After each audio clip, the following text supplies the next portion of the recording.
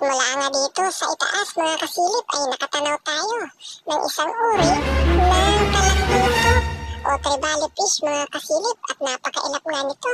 At pinakita niya ang dulo ng ating talim mga kasilip at napakatapang nitong talakitok na to at talagang magpapahabol pa.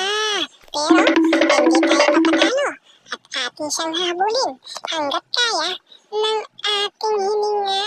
Hindi Dahil totoo sayang, yan. mga kasilip, dahil malapad-lapad na itong talakitok na to. Pero nung atin ang papanahin, patay kang talakitok ka. Ulam na, naging bato pa. Nakawala mga kasilip at hindi na natin nahabol. Dahil nauubusan na tayo ng hangin at kailangan na natin lumutang at kumuha ng hangin mula sa itaas mga kasilip. Sayang!